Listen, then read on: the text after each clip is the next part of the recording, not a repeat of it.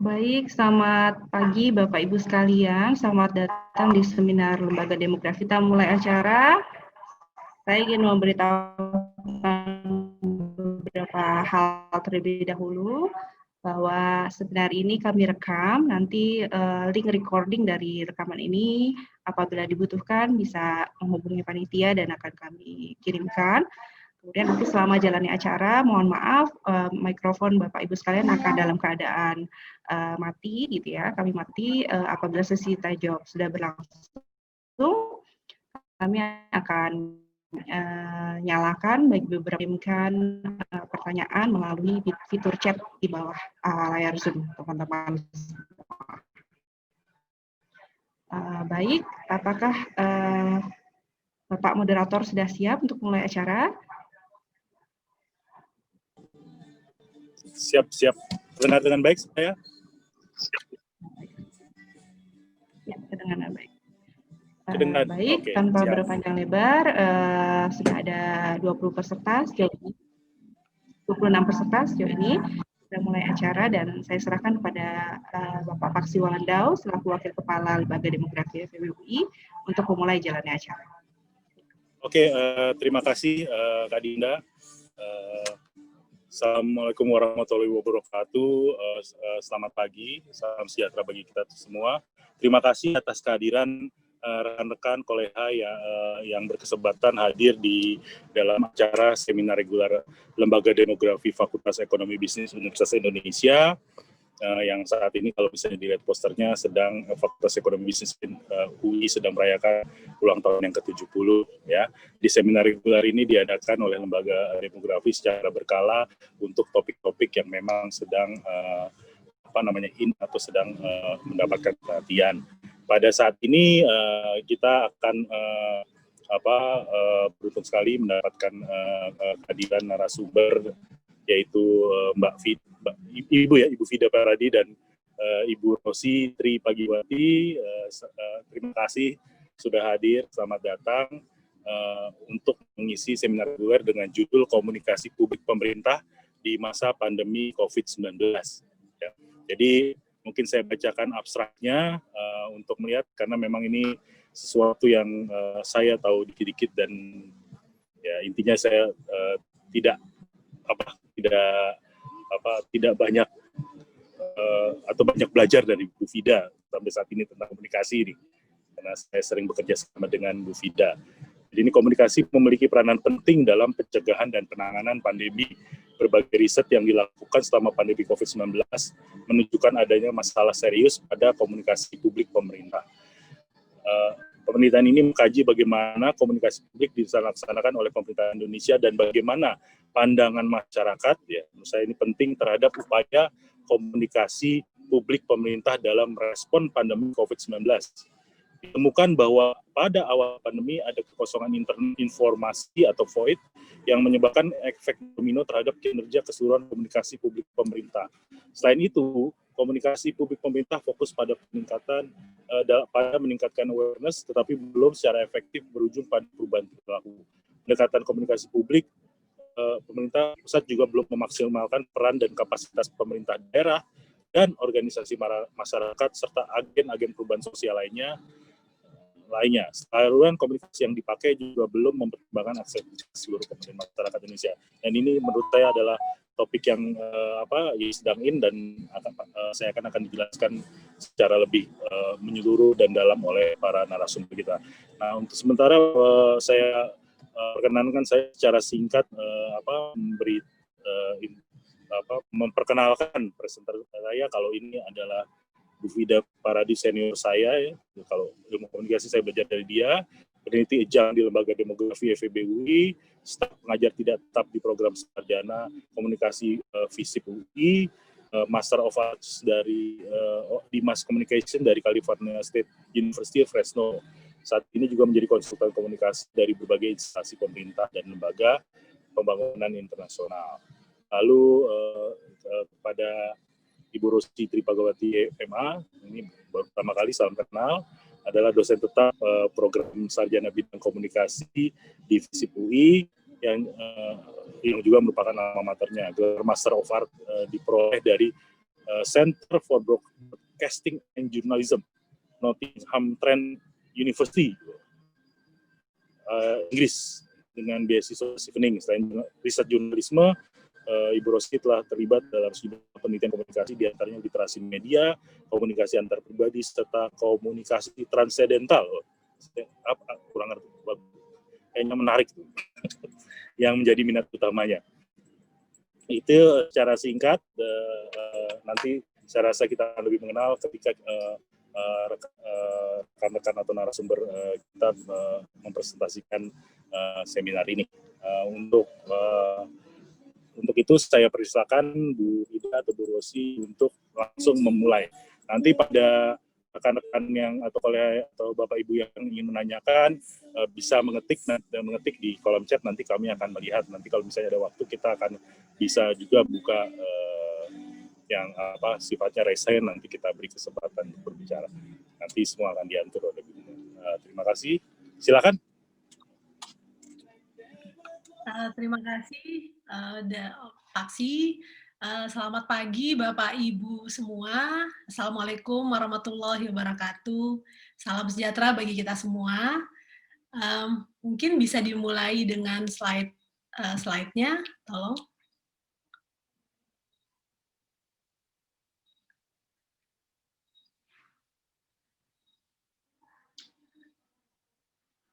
Ya, baik, terima kasih Dinda. Ya, jadi Bapak Ibu sekalian, sebagaimana yang sudah disampaikan oleh Pak Paksi, memang hari ini saya dan rekan sesama peneliti, Rosi, itu akan menyampaikan temuan dari riset kami yang judulnya adalah Komunikasi Publik Pemerintah di Masa Pandemi COVID-19. Penelitian ini sebenarnya merupakan kolaborasi dari beberapa pihak. Jadi selain dari kami berdua yang menjadi staf pengajar di Departemen Ilmu Komunikasi, juga ada rekan-rekan peneliti dari Safika Consultancy, konsultan komunikasi dan public health. Lalu juga ada rekan dari alumni Departemen Komunikasi yang ikut membantu sebagai peneliti. Dan kami senang sekali karena ada beberapa mahasiswa program S1 yang menggunakan kesempatan riset ini sebagai magang mereka. Dan keenam mahasiswa ini dari jurusan atau peminatan kajian media di Departemen Ilmu Komunikasi. Baik, silakan Dinda, next. Ya, ini merupakan satu komentar yang kami dapati dari seorang penjajah makanan di daerah Jakarta Timur. Tentunya komentar seperti ini bukan komentar pertama yang Bapak Ibu pernah ketahui atau dengar atau lihat gitu ya, baca mengenai pandemi yang sedang kita hadapi saat ini.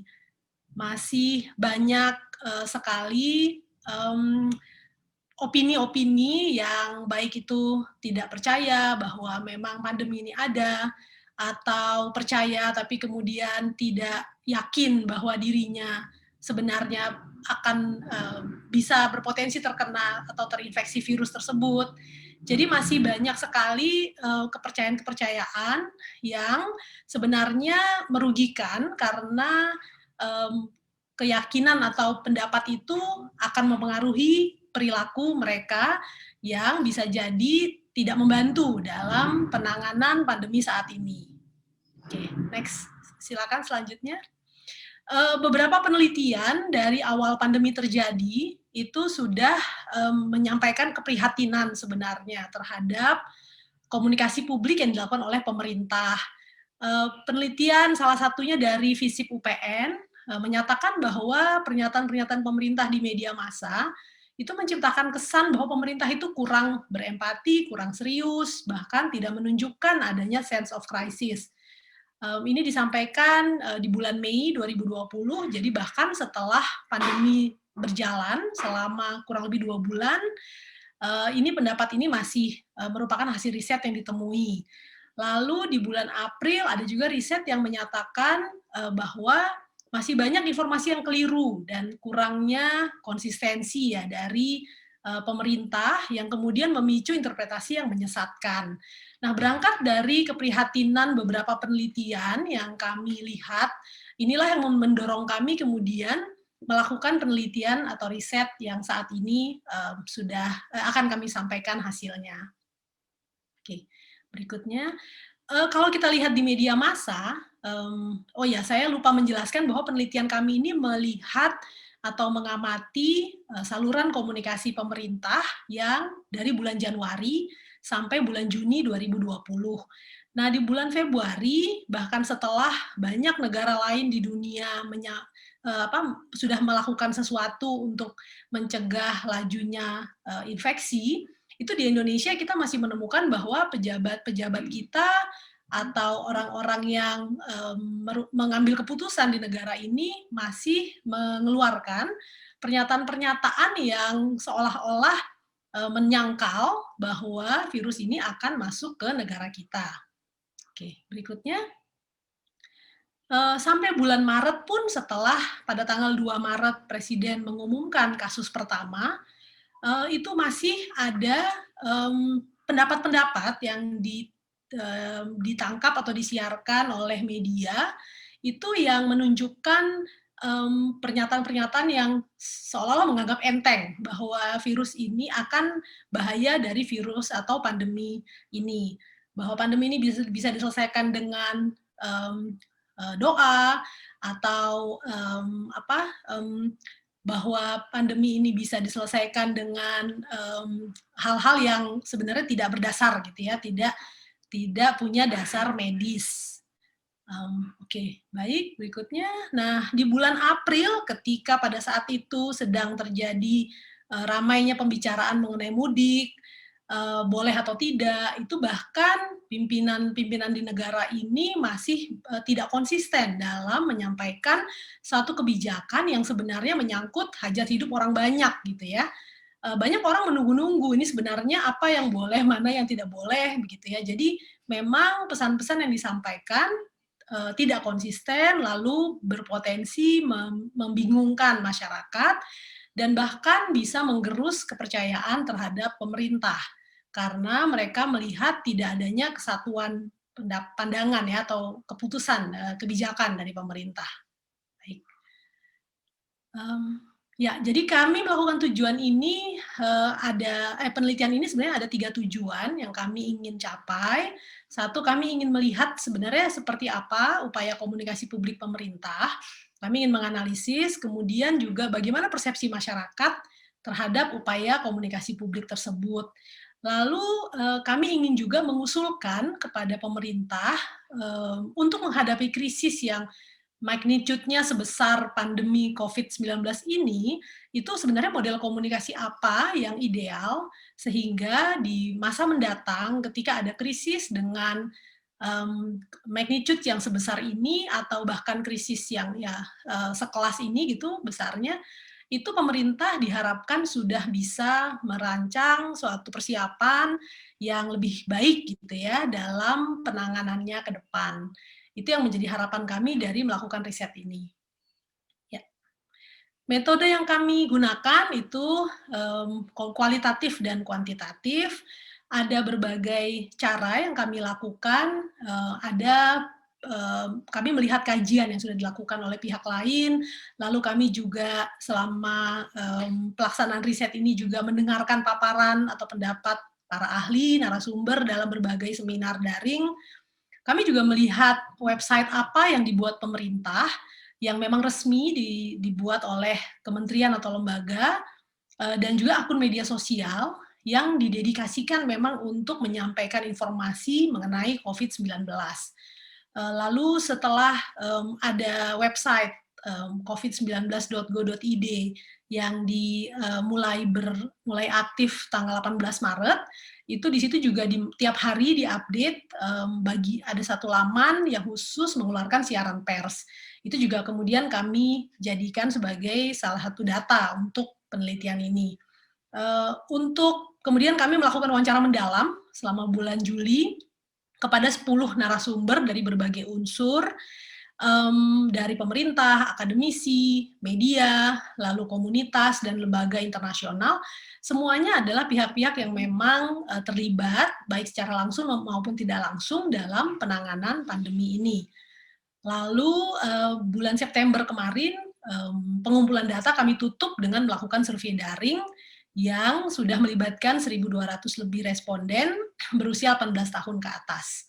Nah, semua data ini kemudian kami lihat, analisis, dan berikut adalah temuan-temuan utamanya.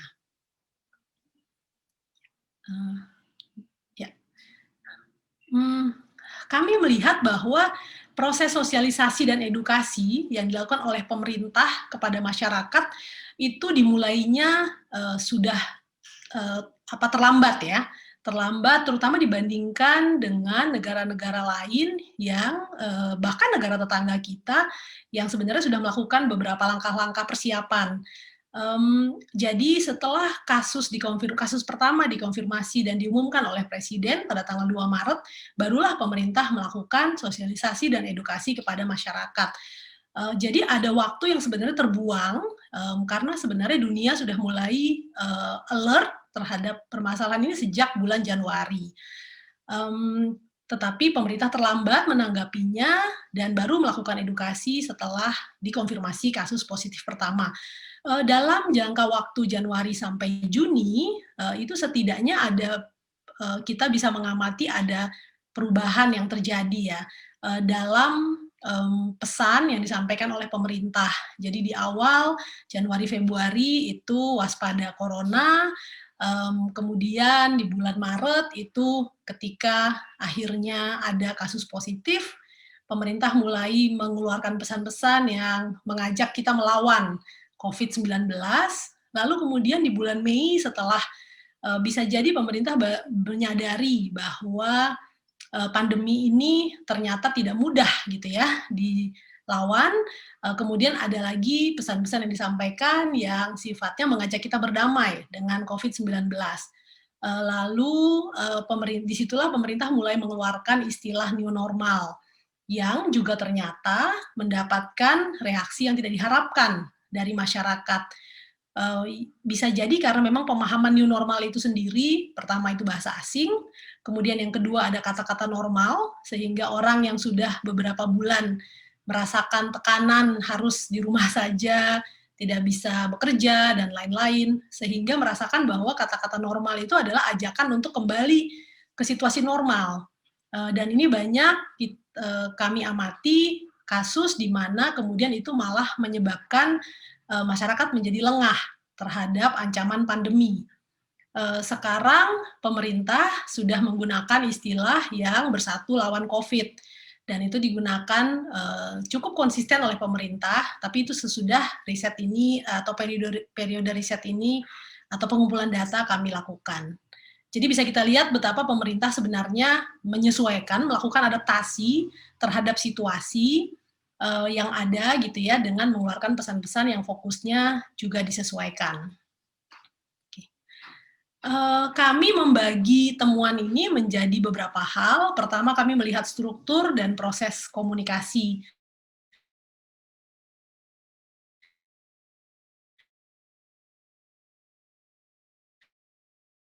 pemerintah. Ada satu disebut dengan pentahelix. Pemerintah menggandeng berbagai sektor untuk bersama-sama terlibat dalam pengambilan keputusan atau pembuatan kebijakan.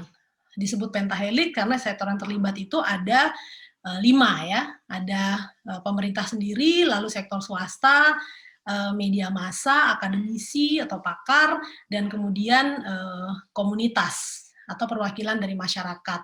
Tetapi kami melihat bahwa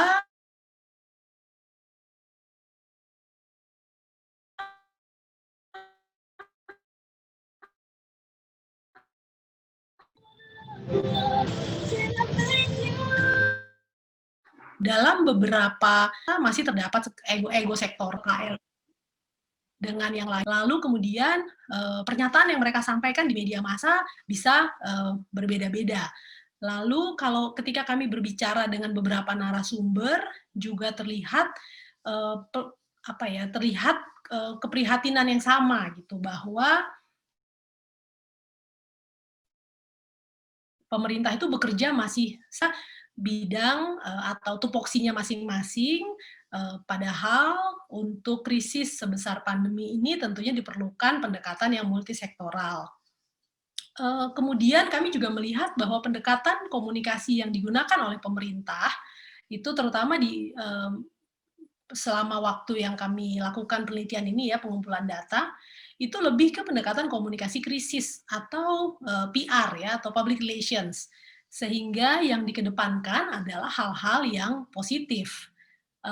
Bukan mempersiapkan masyarakat untuk menghadapi sesuatu yang sifatnya jangka panjang gitu ya, atau sesuatu yang sifatnya mempengaruhi orang banyak, atau kalau di komunikasi itu sebenarnya yang paling disarankan untuk menghadapi pandemi adalah komunikasi resiko. Itu ada perbedaannya antara komunikasi krisis dan komunikasi resiko. Sementara pemerintah dari awal itu lebih menggunakan pendekatan komunikasi krisis. Jadi lebih ke ingin tetap mempertahankan reputasi yang positif dari pemerintah. Kemudian dari hasil wawancara juga kami melihat pemerintah tidak memiliki mekanisme monitoring evaluasi yang jelas dan terukur.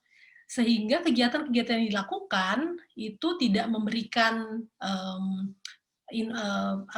feedback gitu kepada pemerintah apa yang berhasil, mana yang harus ditingkatkan, karena tidak adanya mekanisme monitoring dan evaluasi yang jelas, atau setidaknya yang sudah direncanakan dari awal. Kemudian kampanye yang dilakukan itu lebih kepada peningkatan pemahaman ya, atau awareness dari masyarakat. Jadi belum fokus pada perubahan perilaku. Padahal kita semua tahu bahwa cara-cara untuk penanganan atau menekan laju infeksi virus ini adalah dengan masyarakat secara bersama-sama melakukan perilaku yang baru yang harus dilakukan, dan itu membutuhkan partisipasi dari semua orang gitu ya. Jadi sewajarnya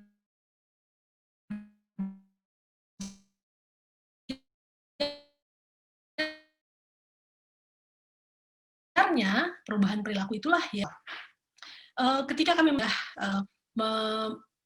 sudah mayoritas dari responden itu sebenarnya sudah memanfaatkan channel atau saluran resmi yang dibuat oleh pemerintah. Dan jadi baik website, kemudian gugus tugas, itu juga sudah menjadi sumber informasi utama bagi masyarakat ketika mereka mencari informasi terkait COVID-19. Seperti kita ketahui, selama beberapa bulan sejak pandemi atau sejak kasus pertama diumumkan, itu pemerintah setiap hari mengumumkan ya update dari perkembangan kasus, sehingga ternyata itu yang membuat masyarakat kemudian mengandalkan informasi dari pemerintah itu sebagai sumber informasi utama. Kemudian kami juga melihat bahwa panduan komunikasi yang dibuat oleh pemerintah itu sebenarnya sudah menggunakan panduan WHO sebagai referensi. Namun panduan komunikasi ini kalau dicermati isinya, itu masih tetap mengedepankan narasinya itu dari sudut pandang positif. Nanti kami akan bahas lebih lanjut dalam hal pesan, tetapi panduan dari WHO sebenarnya menekankan bahwa yang perlu disampaikan kepada masyarakat itu adalah risiko dari pandemi ini, sehingga masyarakat dibuat menjadi waspada. Jadi, tapi sementara narasi yang difokuskan oleh pemerintah adalah tidak panik atau tenang gitu ya. Jadi bukan waspadanya gitu, tapi lebih ke tidak panik, dan ada beberapa pesan lain yang intinya maksudnya bisa jadi memang untuk membuat masyarakat tenang, tetapi bisa multi interpretasi juga, dan kemudian diinterpretasikan sebagai keadaan yang tidak membutuhkan penanganan yang masif gitu ya. Masyarakat bisa jadi berpikir bahwa ini adalah infeksi flu biasa. Kemudian informasi juga masih cenderung disentralisasi di tingkat pusat, jadi pemerintah masih kurang memanfaatkan pemerintah daerah Dan ini terutama di awal-awal pandemi. Dan di panduan komunikasinya pun memang pemerintah masih fokus pada pemerintah pusat. Dan diharapkan pemerintah daerah itu mengacu kepada satu panduan yang sama. Ya. Berikutnya, kalau kita lihat pesan yang disampaikan, kata kuncinya adalah itu tadi. Jadi bukan waspada, tetapi tetap tenang, tidak panik, optimis gitu ya. Itu yang sangat jelas terlihat dalam materi-materi komunikasi yang disampaikan oleh pemerintah. Lalu pendekatan pemerintah itu juga tidak transparan. Kita semua tahu bahwa salah satu penanganan pandemi yang efektif adalah melalui data gitu ya, bagaimana pemerintah seharusnya transparan dalam menyampaikan data dan kemudian menggunakan data itu untuk pengambilan keputusan atau pembuatan kebijakan. Tetapi ternyata bahkan media massa, perwakilan dari media yang kami ajak berdiskusi untuk penelitian ini menyampaikan bahwa pemerintah tidak menyediakan forum di mana mereka bisa memperoleh informasi secara dua arah. Lalu ada kebutuhan-kebutuhan informasi atau data yang dibutuhkan oleh media untuk disebarluaskan kepada masyarakat juga tidak disediakan oleh pemerintah. Memang pemerintah menyediakan satu pintu gitu ya, kebijakan satu pintu untuk memperoleh informasi, yaitu dari gugus tugas pada saat itu, dan ada jubir yang sudah ditunjuk untuk memberikan informasi. Tetapi ketika misalnya media sebagai pihak yang ingin sekali memperoleh informasi yang paling terkini gitu ya, ternyata tidak bisa mendapatkannya dari pemerintah, sehingga akhirnya menurut pengakuan rekan-rekan media itu mereka mencari dari informasi dari sumber lain, karena mereka punya kebutuhan untuk memberikan informasi yang paling update kepada masyarakat. Lalu pemerintah juga terlihat tidak mengutamakan pesan-pesan yang bersifat empati terhadap situasi yang terjadi. Padahal kita semua tahu bahwa pandemi ini benar-benar menimbulkan dampak yang luar biasa, yang belum pernah kita alami. Nah, ada narasumber pengamat dari komunitas yang menyampaikan bahwa pesan-pesan contoh gitu ya, tidak berempati ini salah satunya adalah saluran yang digunakan, lalu pesan yang disampaikan itu bias sekali pada perkotaan, pada masyarakat yang terpapar internet, sehingga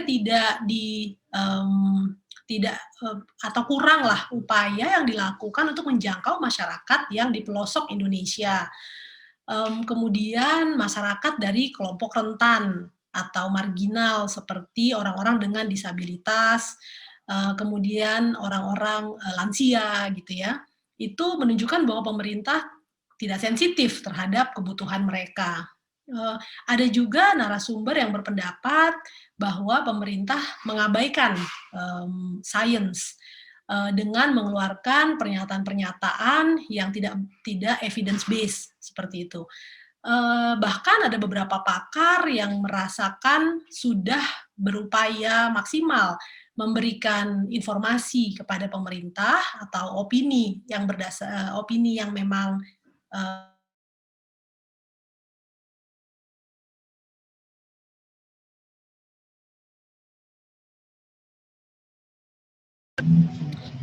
kalau dari sisi konten, saluran dan materi komunikasi yang dibuat oleh pemerintah itu rata-rata menyampaikan sesuatu yang seremonial sifatnya. Jadi lebih ke informasi mengenai apa yang dilakukan oleh pemerintah, kunjungan yang mereka lakukan. Nah, dan ada juga tips praktis yang diberikan kepada masyarakat, tetapi memang sangat heavy atau sangat fokus pada saluran yang membutuhkan koneksi internet. Bahkan ketika ada informasi yang disampaikan melalui media sosial, di mana kita semua mengetahui bahwa media sosial merupakan salah satu saluran yang efektif untuk menjangkau setidaknya masyarakat ini ya, masyarakat yang memang penggunanya sudah banyak sebenarnya. Tetapi media sosial itu nature-nya adalah media di mana seharusnya terjadi engagement antara yang memiliki atau yang menyebarkan informasi dengan yang menerima. Tetapi pada kenyataannya media sosial pemerintah masih bersifat satu arah. Jadi engagement-nya masih perlu ditingkatkan. Virus penyebab COVID-19 ini merupakan virus yang baru, sehingga banyak sekali hal-hal yang tidak diketahui sebelumnya. Sehingga informasi pun bisa berubah, sangat dinamis. Di dalam website resmi pemerintah, itu ternyata masih ditemukan ada informasi yang sudah lampau, tetapi masih belum diturunkan dari website tersebut, sehingga bisa berpotensi menyebabkan kebingungan. Jadi sebenarnya saran yang benar yang mana, karena saran yang kondisi yang lama atau saran yang lama yang sudah tidak berlaku itu masih ada di website pemerintah. Seperti itu. Ya. Berikutnya kami slide selanjutnya, silakan Dinda.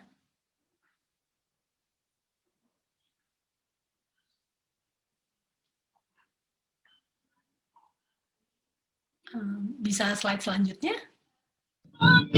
Ada trouble nih.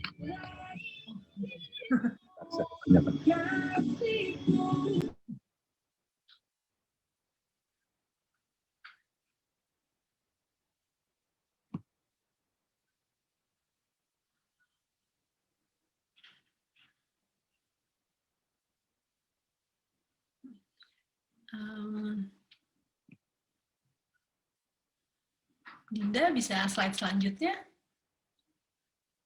Oh, oke. Kalau gitu, apa saya bisa share screen mungkin? Ternyata ada gangguan. Oke, bisa. Oke. Bisa, oke, sip. Tes dulu, tes. Oke. Oke, kalau kita lihat dari saluran atau media yang digunakan oleh pemerintah itu sudah beragam sebenarnya, sudah ada materi yang cetak, sudah informasi sudah disampaikan melalui TV gitu ya, radio, lalu media-media massa dan media sosial. Tetapi itu tadi ya masih sifatnya satu arah. Ada 20 situs web dan 54 akun media sosial dari 12 kementerian lembaga yang memang didedikasikan untuk menyampaikan informasi mengenai COVID-19. Kemudian informasi yang disampaikan cara-caranya cenderung formal dan menggunakan siaran pers. Lagi-lagi bahkan rekan-rekan media pun memiliki keprihatinan ya bahwa pemerintah tidak cukup memberikan akses bagi mereka untuk meminta informasi lebih lanjut atau mempertanyakan misalnya mempertanyakan informasi yang beredar gitu. Dan komunikasinya lebih fokus pada above the line atau komunikasi yang disampaikan secara masif gitu ya. Sementara komunikasi yang interpersonal atau antar pribadi yang lebih below the line gitu ya, yang lebih memberikan kesempatan kepada si penerima pesan untuk sifatnya berkonsultasi gitu, dan lebih antara orang ke orang itu masih kurang. Jadi informasinya disampaikan lewat media-media yang lebih ke membombardir dengan informasi, tetapi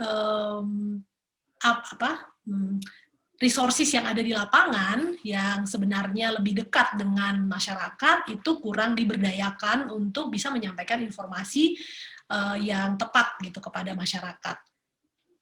Baik, berikutnya. Ya. Untuk implementasinya, memang ada perubahan fokus yang kami amati dari yang awalnya mode-nya itu adalah emergency gitu ya atau prevention. Kemudian dari emergency kemudian menjadi prevention.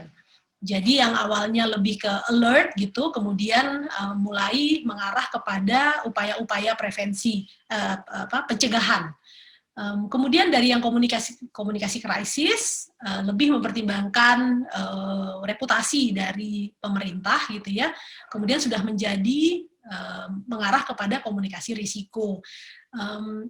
Ya, jadi intinya tuh pemerintah sudah mengarah ke jalur atau arah yang benar, yang tepat gitu ya untuk diambil dalam kondisi seperti ini, namun terlambat gitu ya, terlambat jadi benar tapi membutuhkan waktu yang lama sehingga di masa yang tertunda itulah kemudian terjadi hal-hal yang tidak diinginkan seperti banyaknya hoax, kemudian sempat menggerus kepercayaan masyarakat kepada pemerintah. Jadi intinya langkah-langkahnya sudah tepat tetapi terlambat dalam pengambilannya, pelaksanaannya. Lalu sasaran perubahan perilaku juga yang awalnya ditekankan kepada individu itu sudah mulai mengarah kepada klaster, kelompok, atau komunitas. Artinya yang selama ini pesan-pesan di arah kelompok atau kelompok sosial di sekitar orang-orang tersebut. Tujuannya untuk membentuk perilaku baru tadi itu menjadi norma sosial. Kalau itu sudah menjadi norma sosial, maka perubahan akan lebih mudah terjadi. Materi-materi KIE itu tidak inklusif. Teman-teman yang biasa mendampingi kelompok yang rentan seperti disabilitas, lansia, itu juga mengeluhkan bahwa tidak ada materi KIE yang menjelaskan kepada mereka apa yang harus mereka lakukan. Buat kita yang tidak memiliki disabilitas, menggunakan masker menjadi hal yang sangat simpel.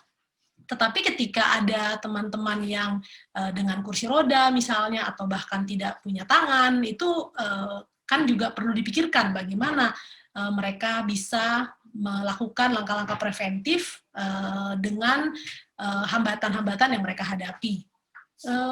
Kemudian metode komunikasi publiknya masih top down dan belum memaksimalkan peran dan kapasitas dari pemerintahan daerah dan kekuatan dari komunitas atau organisasi kemasyarakatan yang sebenarnya juga kalau dimanfaatkan itu masif sekali seharusnya dampaknya begitu ya.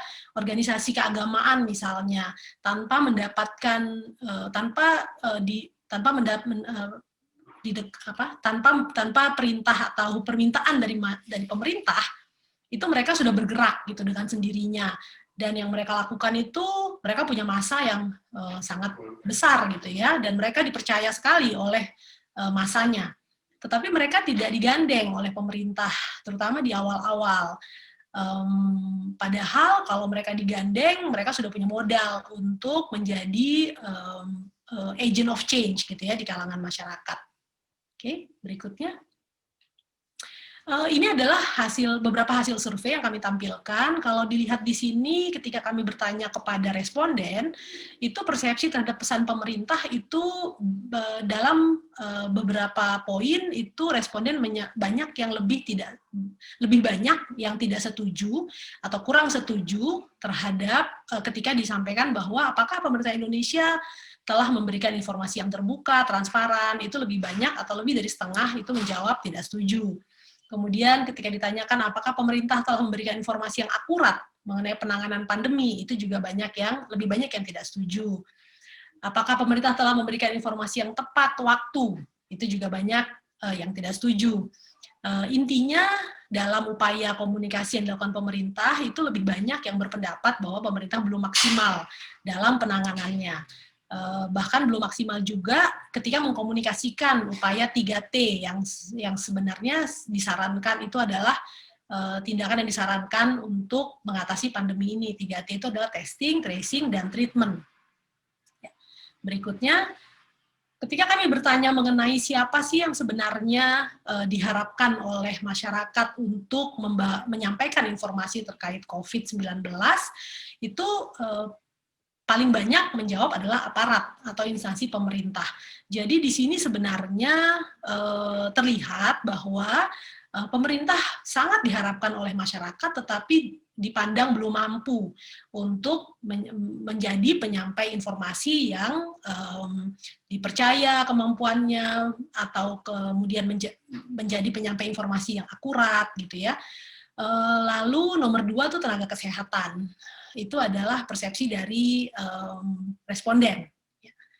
Berikutnya, yang terakhir, itu mengenai sumber informasi. Jadi ketika ditanyakan sumber informasi kemana responden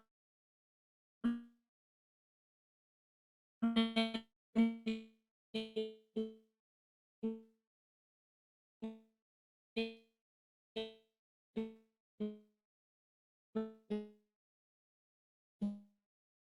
informasi mengenai COVID dan sebagaimana layaknya perkotaan, bias ekonomi berita online atau media massa konvensional.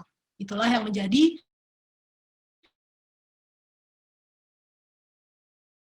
sumber informasi utama mereka. Jadi lagi-lagi sebenarnya masyarakat masih menaruh harapan besar bahwa saluran pemerintah itu mampu menjadi sumber informasi utama dan bisa diandalkan ketika menyampaikan informasi mengenai COVID. Namun ternyata masih banyak yang belum setuju bahwa pemerintah itu sudah melakukan upaya maksimal. Ya. Berikutnya. Nah, dari temuan-temuan tersebut kami mencoba mengusulkan model komunikasi apa yang sebaiknya atau yang menurut kami menjadi model yang ideal gitu ya untuk diterapkan oleh pemerintah. Untuk ini saya akan mempersilakan rekan saya Rosi Tripagiwati untuk menyampaikannya. Silakan, Oci. Terima kasih. Terima kasih, Vida. Terima kasih juga panitia dari LDFEB UI. Saya akan langsung saja untuk pemaparan model ini. Jadi dari analisis temuan di lapangan, kami mengusulkan penerapan sebuah model komunikasi yang dapat dipakai oleh pemerintah Indonesia, khususnya untuk menangani krisis pandemi. Model komunikasi ini mengadopsi dari model komunikasi transaksional yang digagas oleh pasangan Terry Paul Gamble dan Michael Gamble. Dari model ini, kita bisa melihat bagaimana proses komunikasi publik yang terjadi itu dapat mencapai sebuah equilibrium atau keseimbangan apabila di antara semua pihak yang berkomunikasi terdapat kesamaan. Dalam komunikasi istilahnya commonness ya, kata komunikasi juga berasal dari istilah itu, commonness, yang menjadi dasar dari efektivitas komunikasi. Commonness atau kesamaan. Nah, dalam hal apa di sini? Yaitu dalam hal persepsi, pemaknaan terhadap pesan yang dipertukarkan oleh semua pihak yang berkomunikasi. Sehingga apa yang disampaikan oleh pengirim pesan itu akan ditangkap dan dimaknai sama oleh penerima pesan sesuai dengan yang dimaksud oleh si pengirim. Oleh karena itu dalam model komunikasi ini, kedudukan antara source atau receiver adalah sejajar. Di model transaksional ini, source atau sumber informasi dan penerima itu saling bertukar peran, bergantian, tetapi pada saat yang sama, simultaneously, mereka itu juga melakukan peran yang sebagai sender maupun receiver. Ya. Semua pihak yang berkomunikasi melandaskan tindakan komunikasinya itu pada field of experience. Di sini Bapak Ibu bisa melihat, jadi pihak di sebelah kiri maupun di sebelah kanan, ketika mereka mempertukarkan informasi itu sangat dipengaruhi oleh bidang pengalaman yang masing-masing.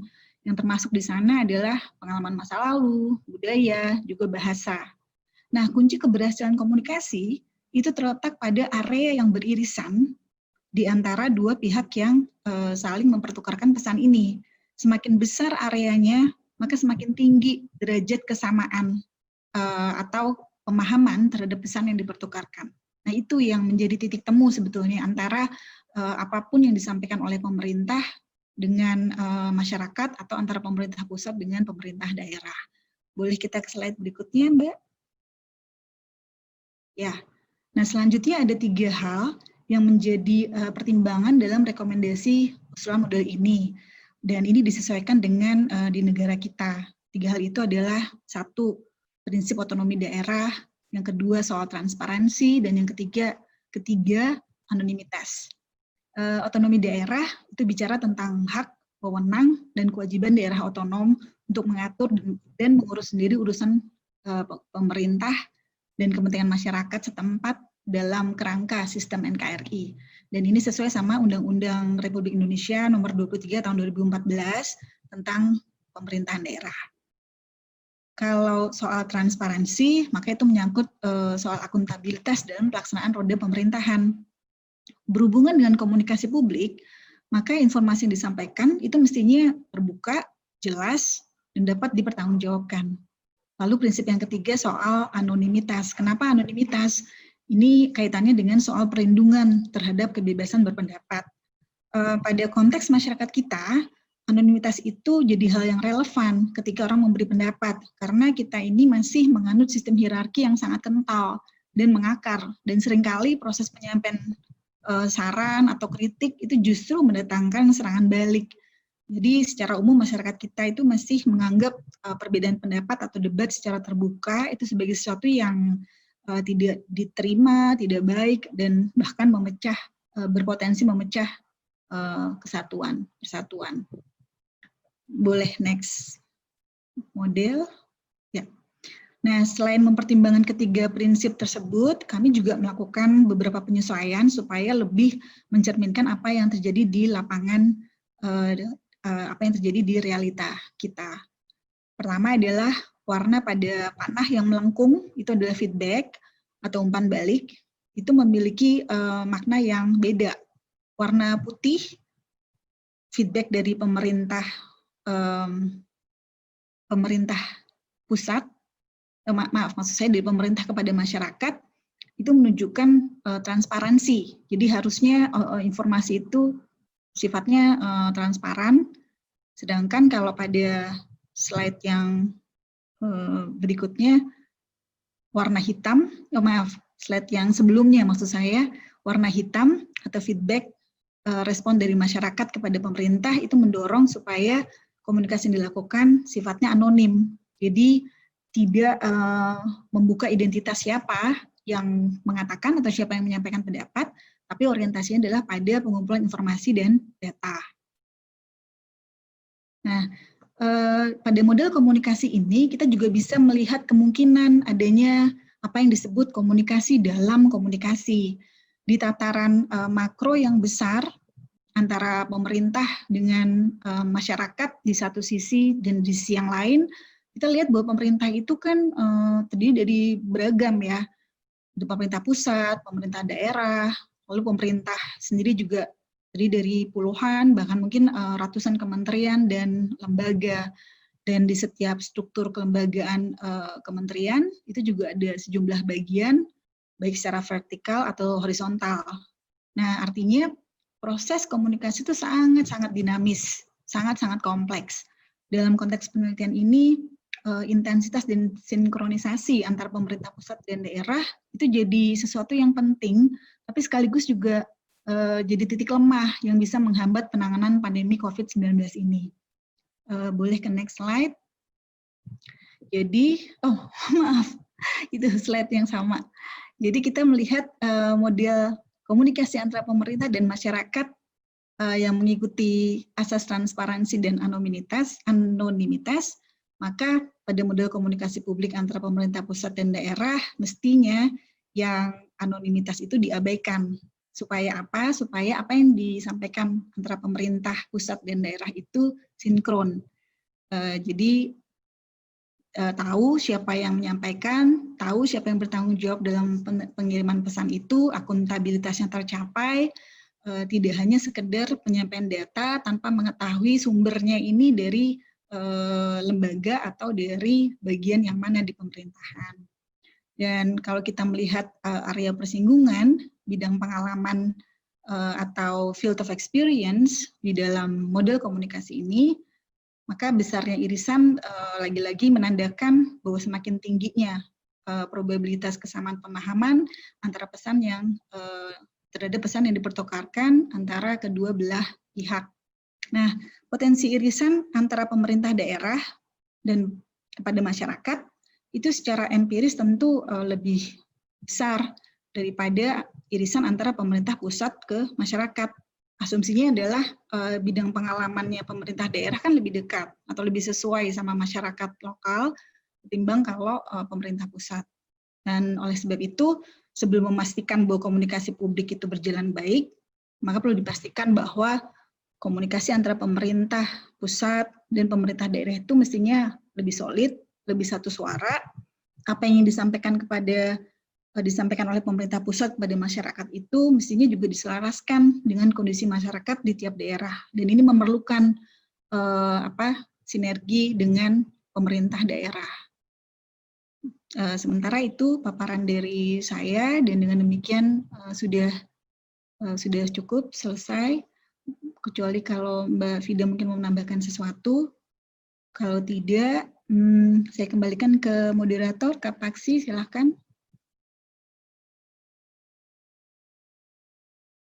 Oh iya, tadi ada gambar tim peneliti kami sekilas. Di sini tim kami lumayan besar, Mbak Dinda. Sudah ini. Ya, ya bisa ditunjukkan. Jadi ada 6 mahasiswa kajian media, ada alumni komunikasi, dan ada tim dari konsultan Safika. Terima kasih. Baik, terima kasih luar biasa. Sungguh merupakan informasi setidaknya bagi saya pribadi dalam hal ya ini monitoring evaluasi komunikasi pemerintah dan masyarakat di era COVID ini. Mungkin tadi beberapa saya rasa poin-poinnya sudah di layout dari bagaimana perubahan komunikasi pemerintah dan hal-hal yang memang mesti mendapat perhatian lebih lanjut. Contohnya tadi adalah mungkin ada kelompok-kelompok with disability, jadi harus menjangkau ke semua, sampai tadi oleh Mbak Rosi tadi ditutup oleh model menurut saya model yang menarik bagaimana kita bisa melihat kayaknya modelnya mudah karena buletan sama gambar-gambar tapi dalamnya ribet gitu. Ya kalau udah ngomong lokal pemerintah yang ada 500, pemerintah pusat sendiri ada yang beberapa, dan saya rasa ini penting dan ini yang kadang-kadang belum terlihat bagaimana sinkronisasi atau kongruen dari komunikasi yang dilakukan setidaknya oleh pemerintah maupun akhirnya nanti direspon oleh masyarakat dengan caranya masing-masing tergantung informasi yang mereka dapatkan. Jadi mungkin itu singkat. Kalau misalnya saat ini saya akan buka termin diskusi dulu buat rekan-rekan yang kolega yang hadir. Monggo mau lihat chat atau raise hand boleh, karena di chat saya belum lihat ada pertanyaan. Mungkin satu kali ya, karena penasaran karena bentar lagi pilkada nih ya. Jadi kan salah satu yang menjadi kayaknya belum apa-apa, tahu-tahu kaget tiba-tiba ada pilkada. Nah mungkin walaupun pilkada ini tidak terjadi di semua tempat, tapi terjadi di sebagian besar tempat dengan hasil penelitian ini dan modelnya seperti itu. Kira-kira gimana nih, apa komunikasi yang mestinya dilakukan pemerintah untuk pilkada, atau misalnya apa yang mesti dilakukan lah pada saat komunikasi di pilkada ini ya. Mumpung gak ada yang nanya, saya ambil kesempatannya sebagai moderator.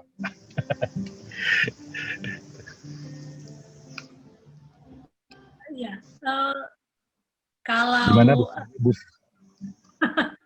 Untuk pilkada nih, apanya nih maksudnya? Jadi komunikasi mengenai pilkadanya atau bagaimana pemerintah merespons? Ini apakah ya, karena kan sekarang kan terjadi adalah kalau misalnya nanti pilkada kita banyak tertular atau apa kemungkinan tertular lebih besar, apa yang telah dilakukan pemerintah. Kayaknya sekarang saya setidaknya saya pribadi belum melihat bagaimana pemerintah baik daerah atau pusat merespon hal-hal yang berhubungan dengan COVID. Jadi misalnya nih, kalau misalnya kebetulan di Jakarta nggak ada ya, jadi kita nggak, kalau saya sendiri nggak milih siapa-siapa, tapi mungkin di rekan-rekan yang di daerah, kebetulan saya misalnya di Lombok Tengah, nah itu ada pilkada. Itu apakah pokoknya jaga jarak aja pasti aman, atau apa ada komunikasi lain yang harus direspon sehingga masyarakat entah merasa aman atau dibuat sistem baru di mana ya nggak tahu apakah lewat surat atau yang lain-lain seperti itu. Oke. Kalau mengenai itu, silakan Oci atau Rosi kalau ada yang mau ditambahkan.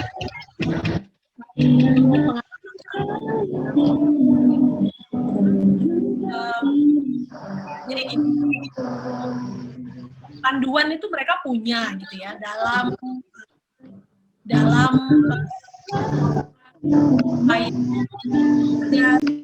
mereka berikan gitu ya, atau do's and don'ts gitu yang diberikan, tapi kemudian panduan ini belum tersampaikan dengan merata gitu kepada pemerintah daerah.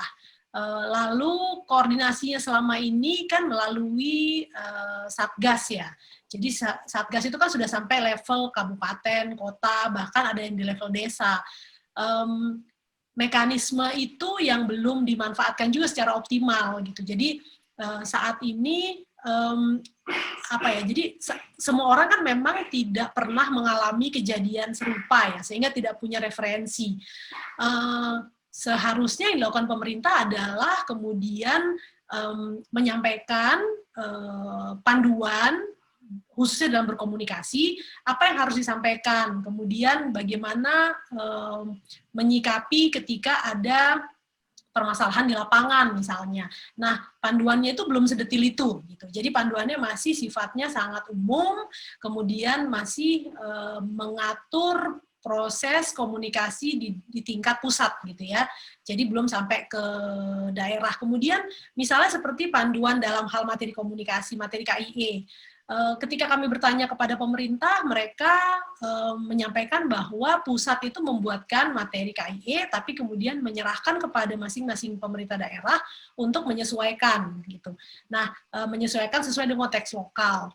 Sebenarnya baik, tetapi karena itu tadi ya variasi dari pemerintah lokal, kapasitasnya sangat berbeda, sehingga malah berpotensi menimbulkan ketidakkonsistenan. Nah, balik ke pilkada tadi, juga satu hal yang menurut kami masih lemah, itu adalah enforcement ya. Jadi ketika pemerintah membuat kebijakan seperti PSBB misalnya, memang itu berbeda-beda ya di masing-masing daerah. Tetapi contoh kita ambil misalnya di Surabaya gitu misalnya. Jadi udah diterapkan PSBB, tapi pemantauan dari pelaksanaannya itu yang tidak dilakukan dengan dengan konsisten atau dengan tegas gitu ya. Informasi yang saya dapat, tapi ini di luar dari riset sebenarnya, itu 3 minggu terakhir itu pemerintah sudah mengaktifkan aplikasi Bersatu Lawan COVID, di mana di situ berbagai elemen, bahkan sampai ke Satpol PP gitu ya, kemudian organisasi kemasyarakatan itu bisa mengirimkan laporan ketika mendapatkan pelanggaran gitu terhadap aturan 3M misalnya. Tapi itu baru terjadi nih 3 minggu terakhir. Jadi maksudnya itu tadi tuh ya, kata kuncinya mungkin lambat ya. Jadi pemerintah itu lambat dalam menyikapi. Gitu sih kalau dari saya. Oci silakan. Ya. Kalau tambahan. Baik, terima kasih video untuk jawabannya tadi. Ya, terima kasih Kak Paksi. Saya coba menambahkan yang saya mau jawab adalah dari hasil riset yang kami lakukan antara bulan Januari sampai dengan Juni kemarin. Dari periode waktu itu, salah satu yang menjadi kelemahan dari komunikasi yang dilakukan oleh pemerintah yang kami lihat adalah soal media atau soal saluran. Jadi fokus adalah pada online, pada website situs pemerintah yang secara online atau pada media-media yang kalau mainstream itu berpatokan atau berfokusnya pada siaran pers. Nah, sementara kita lihat berapa banyak sih masyarakat kita yang bisa akses internet, berapa banyak sih yang bisa buka situs pemerintah gitu. Nah, kebetulan di dalam penelitian kami yang daring itu juga kami punya keterbatasan, nggak bisa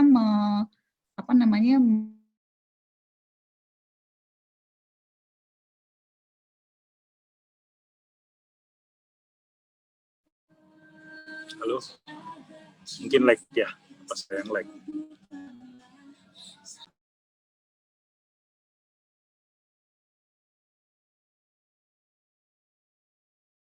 Ini yang macet dari Rosi ya?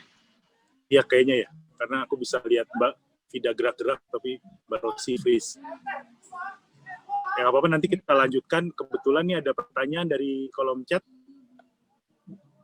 Nanti kalau Mbak Rosi sudah ada, dari kolom chat ada pertanyaan, tapi kayaknya ke Mbak Rosi nih,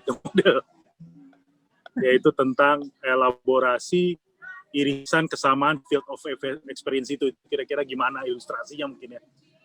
Kalau misalnya Mbak Vida bisa jawab dulu atau kita lanjut, karena di sini ada yang angkat tangan. Nanti mungkin teman-teman dari Kak Dinda atau itu bisa mengizinkan untuk berbicara.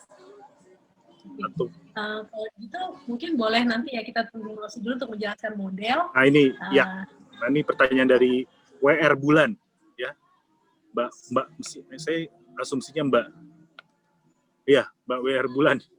Ya. Silakan Mbak, panggilannya Ibu Bulan, Ibu Bulan. WR? Ya. Bu Bulan. Dari Bulan, mana, Bu? Bulan. Dari mana? Saya dari UPN Veteran Jakarta. UPN Veteran Jakarta, silakan. Pertanyaannya singkat, ya, silakan. Ya, terima kasih kesempatannya. Selamat ya buat Mbak Vida dan Mbak Rosi serta tim yang telah menyelesaikan risetnya. Tentu ini merupakan pengayaan lah ya dari apa riset-riset yang sudah dilakukan yang sejenis. Saya ada pertanyaan yang pertama ya terkait ini kan studi kualitatif ya, meskipun ada kuantinya juga ya. Tapi gini, tentang teks dan konteks, saya melihat belum banyak penjelasan ya tentang konteks, terutama misalnya soal situasi politik di Indonesia yang mau tidak mau menciptakan suasana keterbelahan. Sehingga ketika kita melihat misalnya ya ada peran-peran antara pusat dengan daerah yang tidak harmonis dan seterusnya, sedianya itu juga dilihat dalam konteks bahwa residu-residu pilkada itu masih ada gitu ya, dan juga pada waktu itu misalnya ada upaya-upaya memaksakan kehendak pemerintah pusat harus lockdown gitu ya, sementara pemerintah pusat punya kebijakan yang lain. Nah ini aspek politik itu kelihatannya kok nggak dimasukkan ya, padahal ini kan penting. Ketika kita melihat teks tapi menafikan konteks, jadinya kan bias. Kemudian aspek kultural, saya juga kurang melihat ya, itu dijadikan sebagai sebuah dasar analisis. Padahal ya model komunikasi yang sama belum tentu bisa digunakan di tempat yang berbeda dengan kultur yang berbeda. Pertimbangan-pertimbangan kultural harusnya juga bisa menjadi dasar analisis. Mungkin ada, tapi sayangnya belum banyak dijelaskan. Satu. Kemudian, ini kan metode salah satunya kualitatif ya. Saya kebetulan dosen di FISIP, mengajari prodi komunikasi, meskipun background saya dari komunikasi S1-nya, S2, S3 yang dari sosiologi UI ya. Jadi sebetulnya kita satu alma mater ya. Riset kuali, tapi saya lihat kok ada kecenderungan untuk menggeneralisasi ya. Padahal kalau kuali kan saya tadinya berharap ya dapat temuan-temuan yang sangat spesifik, bukan yang sangat umum yang juga sudah banyak dilansir di media. Nah ini kelihatannya belum banyak disebut ya. Karena kalau kita melihat menggeneralisasi dari kuali itu kan jadinya juga bias ya. Kenapa? Misalnya ketika narasumbernya ini siapa aja sih, list tokohnya mungkin perlu ditampilkan, karena kita juga tahu ada keterbelahan juga dari para pakar, para tokoh ya ketika menilai apa yang sudah dilakukan pemerintah ya. Nah hal-hal ini memang buat kita sebagai peneliti kadang-kadang menjadi merepotkan gitu ya, karena statement-statement yang ada bisa jadi tidak murni gitu, juga sudah ada muatan-muatan.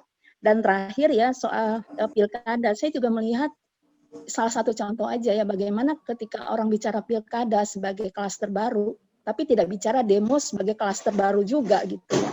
Bahkan ada yang demo malah didukung, tapi pilkada ditolak. Nah itu salah satu contoh.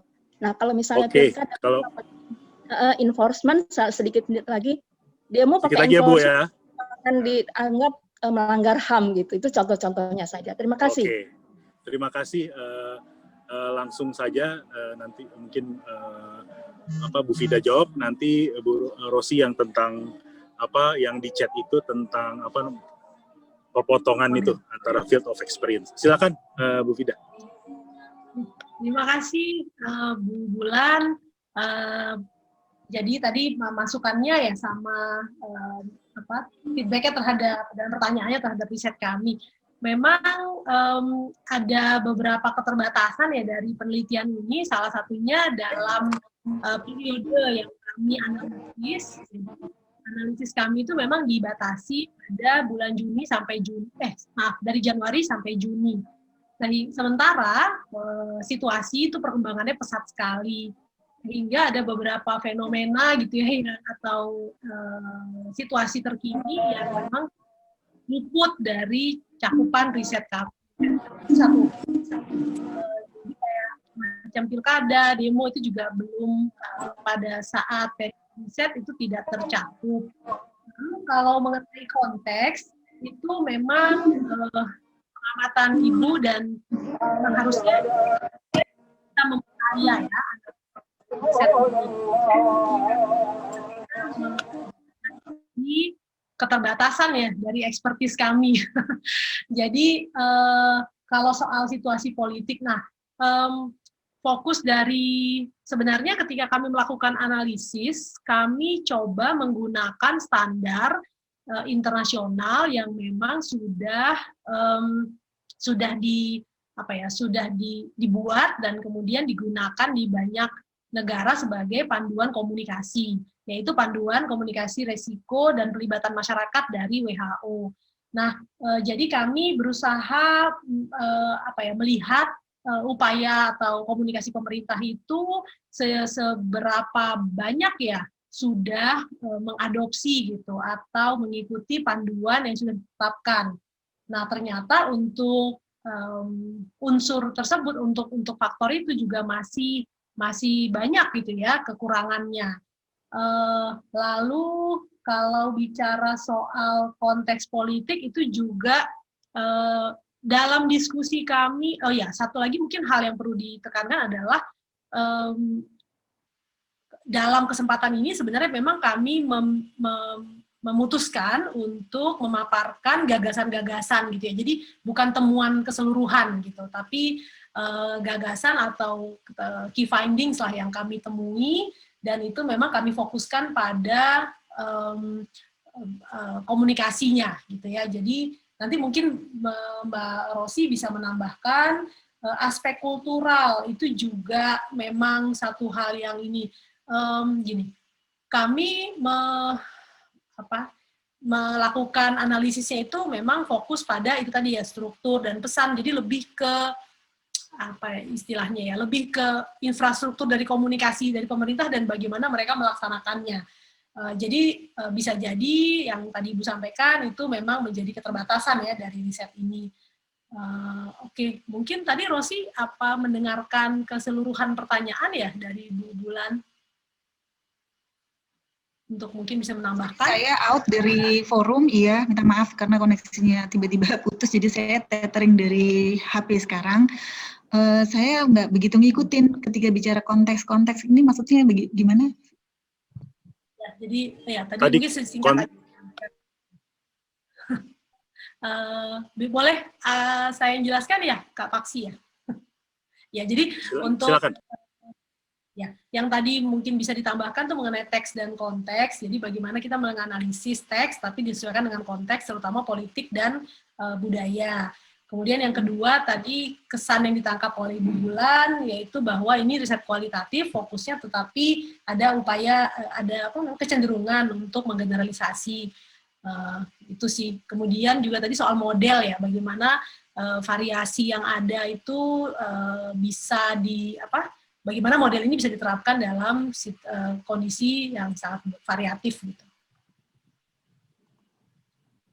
Oke, saya coba yang saya ingat dari perjalanan penelitian kami yang 6 bulan itu.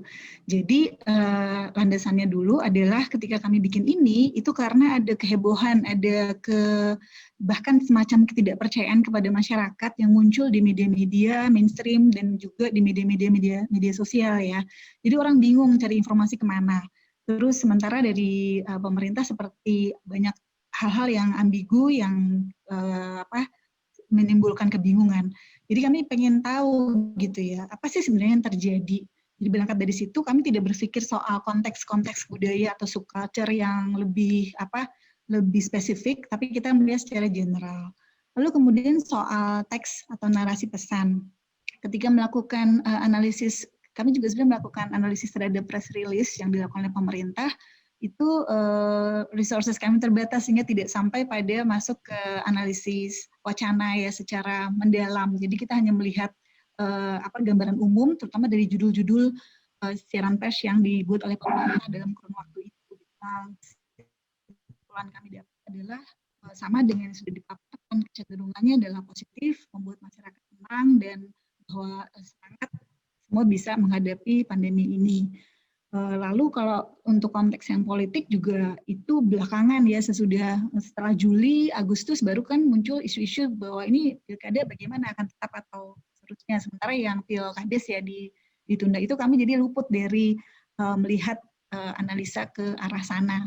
Nah, sementara untuk pengembangan model komunikasi ini sendiri, sebetulnya kami berusaha melihat dengan zoom out, melihat harusnya seperti apa yang dilakukan dengan tanah air yang sedemikian besar dan pandemi yang sedemikian dahsyat gitu ya. Itu kami sampai sekarang masih belum melihat, walaupun sudah beberapa bulan setelah data penelitian ini kami dapat, kami masih melihat ada bolong-bolong di sana-sini komunikasi yang harusnya ujungnya ada perubahan perilaku, itu masih sangat banyak hambatan-hambatannya, ya di struktur, ya di soal komunikasi, ya di soal media yang dipakai gitu. Jadi sampai sekarang kita kadang-kadang suka melihat sendiri, dialami empiris ya, itu kayak negara ini nggak ada COVID gitu misalnya. Jadi sampai sekarang juga masih ada daerah-daerah yang nggak percaya COVID itu ada. Gitu. Dan satu pengamatan di media mainstream, misalnya di TV yang kita nonton setiap hari, itu pun nggak terlihat ada bahwa kita ini sedang dalam krisis. Gitu. Orang-orang deket aja, jarak enggak, pakai masker juga, iya enggak. Gitu. Itu sementara dapat dari saya. Terima kasih. Oke, terima kasih Mbak Rosi. Mungkin untuk menjawab pertanyaan yang terakhir, karena waktu, tadi ada pertanyaan di chat tentang elaborasi lebih lanjut mengenai irisan kesamaan field experience ya, yang itu ketika dia field experience-nya. Jadi itu mungkin pembahasan terakhir di dalam seminar ini karena waktunya juga sudah pas. Silakan Mbak Rosi. Baik, terima kasih. Mungkin ini bagian saya terkait sama model. Jadi memang kunci utama keberhasilan komunikasi itu kan kalau pesan yang dipertukarkan itu bisa dipersepsi dan dipahami sama antara pihak-pihak yang berkomunikasi. Nah, bagaimana pemaknaan terhadap pesan itu dipengaruhi oleh banyak faktor. Salah satu faktor besar adalah yang disebut field of experience atau bidang pengalaman. Bidang pengalaman itu termasuk misalnya semua pengetahuan yang diperoleh dari sejak masa lalu, kemudian pengalaman di masa lalu, kemudian misalnya bagaimana nilai-nilai budaya yang dianut termasuk bahasa. Kalau misalnya, ini contoh yang sering saya pakai kalau di kelas ya, kita bayangin yang gampang aja, Tarzan ketemu sama Jane pertama kali. Pasti Bapak Ibu nonton ya film itu. Mereka ketemu pertama kali, kan bahasanya beda banget, budayanya beda sekali, nggak nyambung, jaka sembung gitu. Maka dua bidang itu nggak ketemu, field of experience-nya tidak nyambung sama sekali, nggak ada irisan yang bersinggungan. Jadi komunikasi nggak sampai, pemaknaan terhadap simbol yang dipakai dalam berkomunikasi itu nggak bisa dimaknai sesuai dengan apa yang diinginkan satu sama lain. Nah, semakin lama mereka berinteraksi, semakin terbangun yang disebut joint rules ya, aturan bersama, kepemahaman yang sama tentang suatu hal atau simbol. Lama-lama terbentuk field of experience yang sama terhadap satu simbol atau satu pesan. Nah, semakin besar irisan ini, semakin efektif komunikasi, karena apa yang disampaikan oleh si A itu akan ditangkap sama dengan si B, karena apa? Mereka memaknainya sama. Kayak misalnya saya kasih tanda ini gitu ke Bapak Ibu. Ini di kepala kita kan masing-masing akan punya pemahaman yang beda-beda. Tetapi kalau kita ada pada satu konteks yang sama, barangkali kita akan punya pemahaman yang sama tentang ini gitu, tentang tanda ini. Nah, itu yang terjadi. Ya, di sini kalau kita kaitkan dengan komunikasi publik pemerintah tentang pandemi, maka banyak hal yang bisa kita pelajari. Misalnya tentang bagaimana ketika pemerintah pertama menyodorkan atau menawarkan satu gagasan new normal. Nah, itu kan dipahami oleh orang banyak sekali berdasarkan field of experience-nya mereka masing-masing. Berapa banyak orang yang ketemu sama field of experience-nya dengan apa yang diinginkan oleh pemerintah. Itu di situ masalahnya. Jadi ini pekerjaan besar, PR besar buat pemerintah. Gimana bisa merangkul semua orang, semua masyarakat ini, sehingga apa yang disampaikan, apa yang diinginkan, perubahan perilaku yang ingin dicapai, itu dimaknai sama semuanya, bergerak sama, semuanya punya pemahaman yang sama. Dalam penelitian yang kami lakukan, cukup amazed juga ya, ketika kami menemukan dari 12 kementerian itu ada sekian puluh situs web, Instagram, website Facebook, Twitter dan sebagainya, itu isinya banyak sekali komunikasi yang sebetulnya tentang COVID yang dikeluarkan oleh kementerian-kementerian dan lembaga. Jadi tadi Vida bilang ada kayak membombardir pesan segitu banyak gitu dengan fokusnya pada online. Nah, kita nggak tahu nyampe atau enggak. Itu baru soal sampai atau enggaknya. Pemaknanya gimana? Persepsinya dimaknai sama apa enggak? Nah, itu yang perlu jadi pertimbangan. Makanya di model ini itu harus betul-betul mencapai bahwa apa yang dipersepsi dan ditangkap oleh khalayak itu mestinya bisa sama dengan apa yang diinginkan oleh pemerintah. Oke. Mudah-mudahan saya nggak bikin bingung ya. Mudah-mudahan bisa menjawab ya Kak Paksi. Terima kasih. Oke, terima kasih Kak Ros. Ini mohon maaf karena waktunya kita udah 1 jam lebih. Kita selalu di seminar reguler selalu berusaha supaya 1 jam. Oleh karena itu memang di poster itu kalau Bapak Ibu lihat ada email langsung narasumbernya, bisa langsung nanya ke situ ya. Jadi kalau ada pertanyaan lebih lanjut, dan saya yakin banyak sekali hal-hal yang bisa kita ambil, karena kalau dari saya yang sifatnya bagaimana komunikasi pemerintah tidak hanya secara waktu dari awal sampai akhir, dan bagaimana modelingnya seperti tadi pakai Tarzan dan Zen. Tarzan dan Zen bisa kita lihat bagaimana ke depannya. Oleh karena itu untuk saat ini saya sebagai moderator akan mengakhiri seminar ini. Sekali lagi bila ada pertanyaan bisa langsung diberikan kepada pada narasumber sebagai penelitinya. Langsung tanyanya apa sehingga bisa dijawab secara langsung. Sedangkan untuk nanti seperti yang saya sudah katakan di chat, nanti bila ada bahan-bahan akan diberikan di situs LD, dan bila menginginkan bisa mencantumkan email untuk dikirimkan langsung. Sekali lagi saya ucapkan terima kasih kepada narasumber kita yang luar biasa, Ibu Kak Vida dan Kak Rosi, yang telah memaparkan sebagian dari risetnya, sebagian dari gagasannya di suatu masa yang kita tahu bahwa yang namanya COVID ini adalah sesuatu yang masih ongoing ya. Jadi kita harapkan nanti para peserta dan kami semua dan narasumber bisa mengembangkan lebih lanjut untuk melihat kira-kira seperti apa atau hal-hal yang lebih cocok sehingga komunikasi baik pemerintah dan masyarakat, pemerintah dari berbagai baik yang sifatnya horizontal dan vertikal juga bisa dilaksanakan dengan baik. Jadi terima kasih untuk itu. Maka saya akhiri seminar ini, diakhiri dengan pengumuman seminar di Oktober 26 ya, yang akan di pembicaranya adalah LD Luciana Pardede dan Victoria Van Horst. Ini dari paper dengan judul Does Ethnicity Affect the Migration Career? The Case of Indonesia. Ya, jadi ini adalah paper dari LD dan Victor tentang bagaimana apakah etnisitas itu berpengaruh pada karir bermigrasi di kasus di Indonesia. Dan Elda adalah PhD kandidat dari Population Research Center, Demografi Departemen, Faculty of Spatial Science, Universitas of Groningen.